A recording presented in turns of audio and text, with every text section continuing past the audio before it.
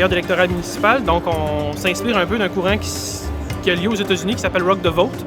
Donc, on a créé une activité qui s'appelle Rock ton vote, qui est une activité festive un peu, donc avec des prestations, humour, danseurs, chanteurs, discours engagés, pour un peu, là, d'une façon plus ludique, encourager les jeunes à aller voter, participer aux élections le 3 novembre prochain. Donc, on veut vibrer là, la fibre citoyenne électorale chez les jeunes. En même temps, ça leur donne l'opportunité de venir rencontrer des élus dans une atmosphère un peu décontractée.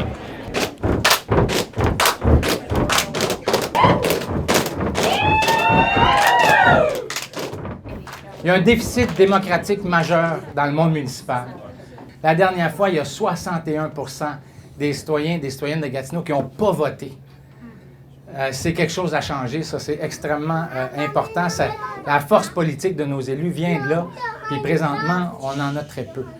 Pour moi, c'est le contenu qui fait que les gens votent ou non, c'est pas juste la personnalité. Puis traditionnellement, au municipal, c'est ça. C'est quelle personnalité on favorise. Nous, ce qu'on essaie de changer, c'est quel programme on favorise. Puis je pense que ça va faire voter des gens.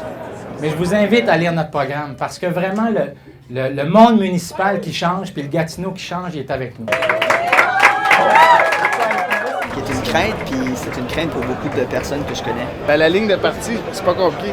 En fait, nous, toutes les propositions qui sont en fait notre programme, ça a été fait par des membres et des citoyens qui nous ont demandé de porter ces idées-là à la ville. Maintenant, notre ligne de parti est seulement pour ces idées-là. Pour ce qui a trait à mon district, puis toutes les nouvelles idées qui ne sont pas dans le programme d'Action Gatineau, on a signé une charte de la dissidence qui dit que, dans le fond, si la proposition n'a pas été adoptée par des membres, moi, j'ai complètement libre de vote là-dessus. Ben, ça me rassure énormément, tant cette mieux. partie-là. En tout cas, ben, merci beaucoup. Ça fait plaisir. Les villes sont les plus grands diffuseurs de culture. Les villes sont des acteurs, des actrices incontournables en matière de sport et loisirs. C'est le lieu de la richesse, ici que la richesse se crée, mais c'est aussi le lieu de la pauvreté.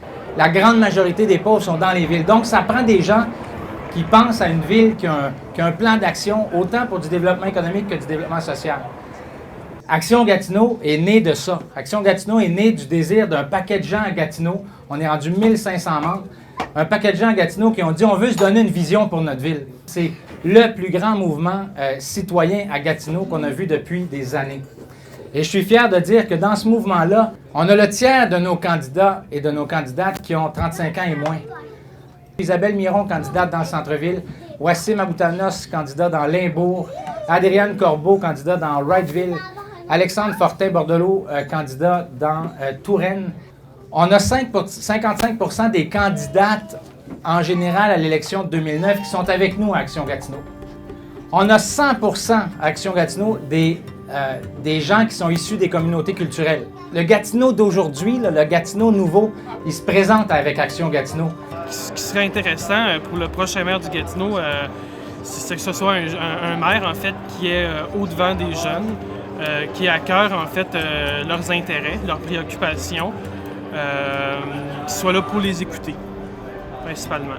Le maire ne représente pas juste une corporation qui a des besoins.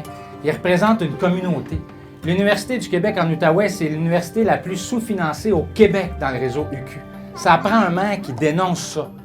On dépense 100 millions en santé de l'autre bord de la rivière pour des services qui devraient être offerts chez nous. Ça prend un maire qui dénonce ça. Moi, je rêve à Gatineau, qui est la 4e grande ville au Québec démographiquement. Je rêve à une ville qui est la 4e grande ville au Québec, sinon la première, politiquement. Il faut prendre notre place au Québec. Puis pour le faire, pour moi, l'outil principal, c'est vraiment un mouvement citoyen. C'est des gens qui ont dit, on va se donner de la force politique nous-mêmes. On va se donner un maire qui est entouré d'une équipe et qui veut mettre Gatineau sur la carte.